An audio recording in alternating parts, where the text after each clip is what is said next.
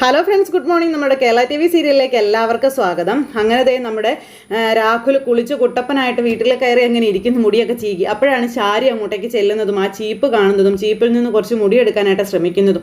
അപ്പോൾ ഇങ്ങനെ നോക്കിയിരിക്കുന്നു നമ്മുടെ രാഹുൽ, ഇവൾ എന്താ ഈ ചെയ്യുന്നതെന്ന്. അപ്പോൾ ഒരു ചിരിയൊക്കെ ചിരിച്ച് നമ്മുടെ ശാരി ഇങ്ങനെ നിൽക്കുക കേട്ടോ. എന്തു പറ്റി എന്ന് നേരെ രാഹുൽ ചോദിക്കുവാണേ.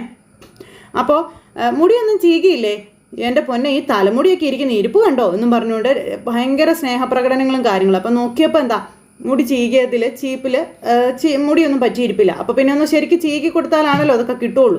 അതുകൊണ്ട് നമ്മുടെ ശാരി ഒരു കൈ പ്രയോഗം നടത്താമെന്ന് വിചാരിച്ചു. അപ്പോൾ സ്നേഹപ്രകടനമായിട്ട് നിൽക്കുന്ന ശാരിയോട്, എന്തു പറ്റി, നിനക്കിപ്പോൾ എന്നെ കാണാൻ പാടില്ലാത്തല്ലേ, നിനക്കും നിന്റെ മോൾക്കും വേണ്ടി മാത്രമേ ഞാൻ ജീവിച്ചിട്ടുള്ളൂ. പക്ഷെ ഒരു സമയം കഴിഞ്ഞപ്പോൾ നമ്മുടെ എല്ലാ കണക്കുകൂട്ടലുകളും പിഴച്ചെന്നൊക്കെ പറഞ്ഞുകൊണ്ട് ചേട്ടൻ പറയുക. അതിന് തുടക്കമിട്ടത് കല്യാണി എന്ന പെണ്ണ്, അതായത് സംസാരിക്കാത്ത എന്നാൽ ഇന്ന് സംസാരിക്കുന്ന അവളാണെന്നൊക്കെ പറഞ്ഞു. അതൊക്കെ പോട്ടെ എന്നൊക്കെ പറഞ്ഞുകൊണ്ട് ശാരി ഭയങ്കര സ്നേഹമാണ്. എന്തായാലും അവൻ അവളെ കെട്ടിയത് കൊണ്ട് ഒരു ഗുണമുണ്ടായി. മനുമോനെ പോലെ നല്ലൊരു മനുമോനെ നമുക്ക് കിട്ടിയില്ലേന്ന് ചോദിച്ചു. പിന്നെ അതിനെപ്പറ്റി ഒരു തർക്കത്തിനൊന്നും ഞാൻ ഇല്ല, അവനെ സൂക്ഷിക്കണം, അത്ര എനിക്ക് പറയാനുള്ളൂ എന്ന് പറഞ്ഞുകൊണ്ട് ഇങ്ങനെ പറയാം. അപ്പോഴത്തേക്കും ശാരി ഇങ്ങനെ ചീകി മുടി കുറച്ച് കിട്ടി.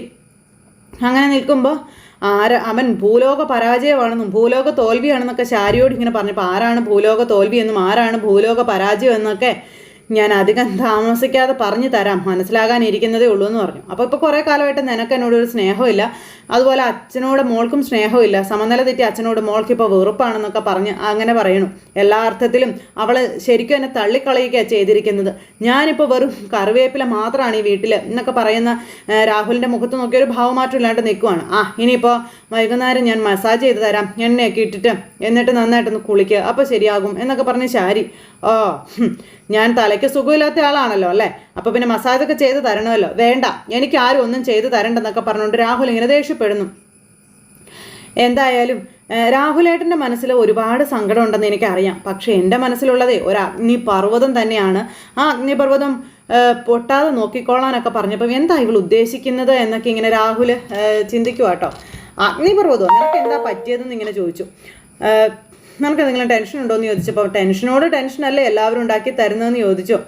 അപ്പോൾ അങ്ങനെ ആ ഒരു ഇതിലിങ്ങനെ സംസാരിച്ചുകൊണ്ട് നിൽക്കുമ്പോൾ നമ്മുടെ താരയുടെ കാര്യം എടുത്തിട്ട് അപ്പോൾ ഇവൻ്റെ മുഖത്തെ ഭാവമാറ്റമൊക്കെ ഇങ്ങനെ ശ്രദ്ധിക്കുന്നുണ്ട്. എൻ്റെ മോൾ അവളുടെ മോളാണെന്ന് പറഞ്ഞുകൊണ്ട് അവൾ കയറി ഇറങ്ങുക. ഒരുത്തിക്ക് ഞാൻ എൻ്റെ കുഞ്ഞിനെ വിട്ടുകൊടുക്കില്ല, അവൾ എൻ്റെ മോളാണ്, സ്വന്തം മോളാണെന്നൊക്കെ പറഞ്ഞുകൊണ്ട് ശാരി.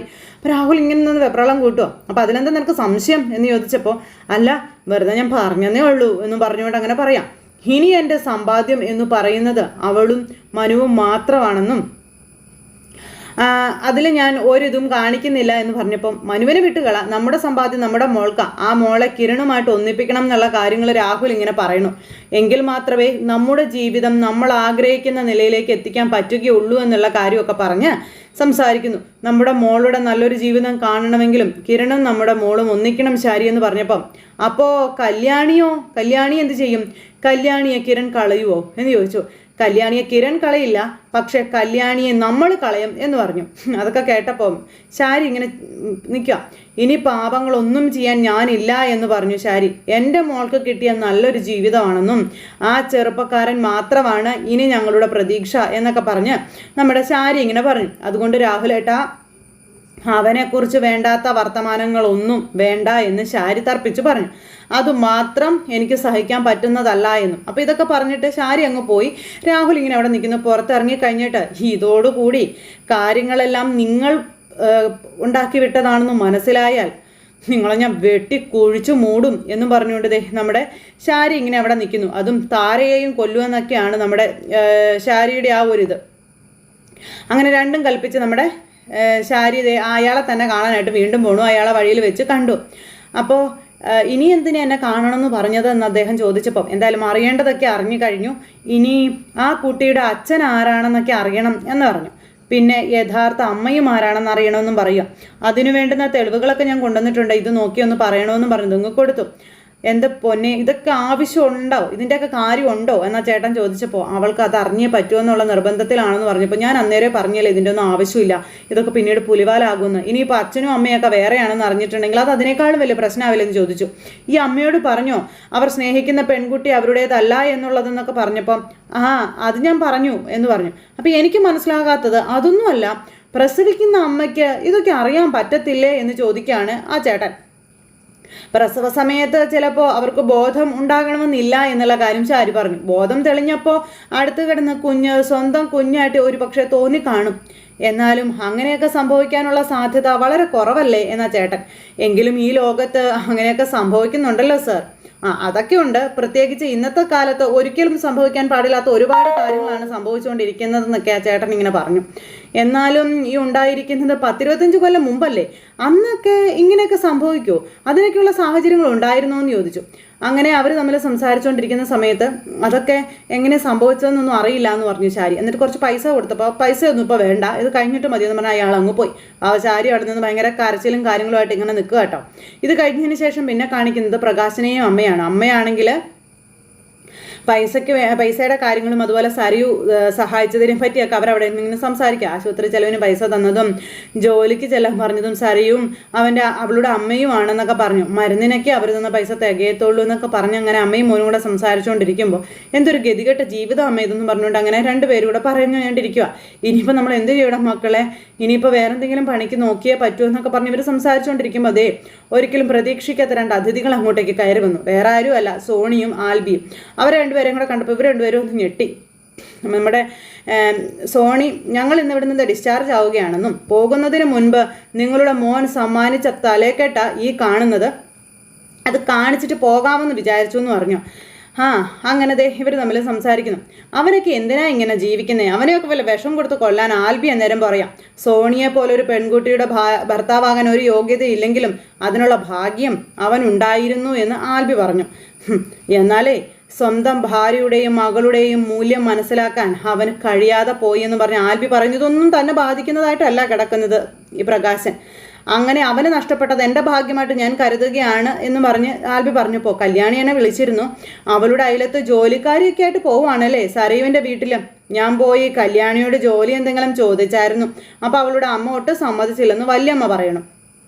പിന്നെ സരിയമോളുടെ വീട്ടിൽ കയറിയപ്പോൾ അവിടെ നിന്നോളാനായിട്ട് പറഞ്ഞു.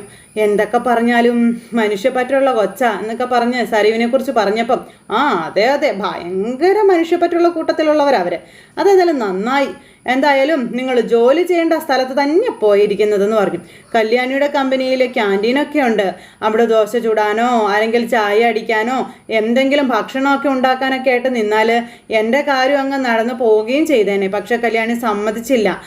കല്യാണിയുടെ അമ്മയൊട്ട് സമ്മതിക്കാത്തതെന്ന് പറഞ്ഞു. എന്തായാലും നിങ്ങൾ പണിയെടുത്ത് നിങ്ങളുടെ കൊച്ചുമോന് ശരിക്കും അങ്ങ് ഊട്ടി അങ്ങ് കൊടുക്കുക. അവനെന്തായാലും അതൊരു തന്ത്രമാക്കി വെച്ചിരിക്കുക. മാത്രമല്ല നിങ്ങളുടെ കൊച്ചുമോനിപ്പോൾ നല്ല മോഷണത്തിന് വിരുദ്ധനായിട്ടുണ്ടല്ലോ. അപ്പോൾ അതവനൊരു കലയായിട്ട് തന്നെ ഇരിക്കുക.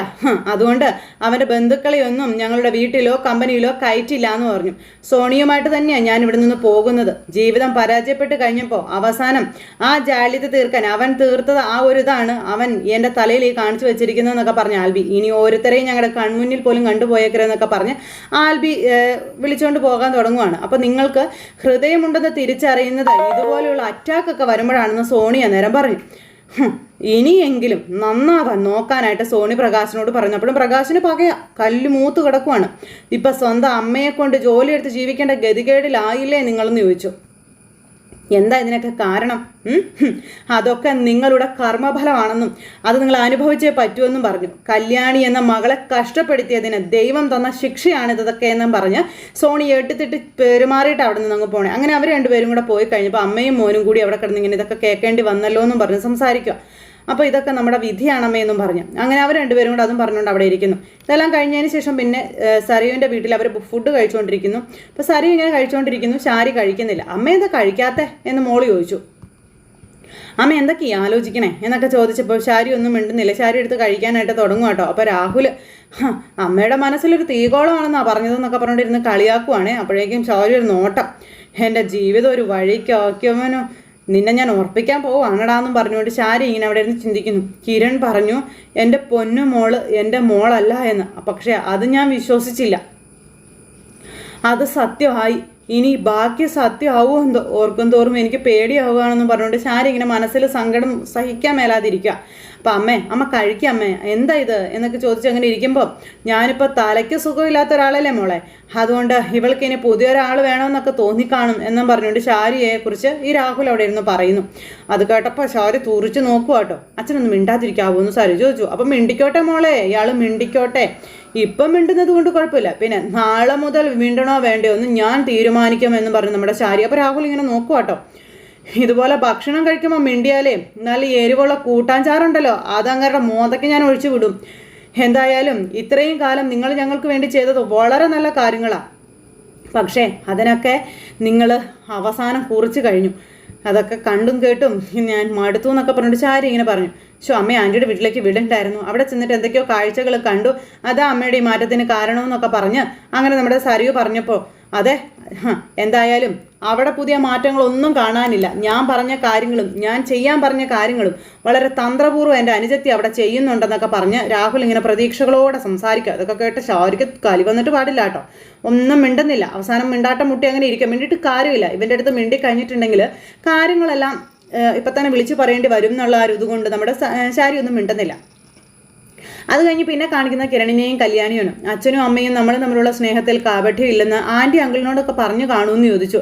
അപ്പോൾ അവരിനിയും സത്യം മനസ്സിലാക്കിയിട്ടില്ലെന്ന് വേണം കരുതാനെന്ന് നേരത്തെങ്കിലും കല്യാണി പറഞ്ഞു.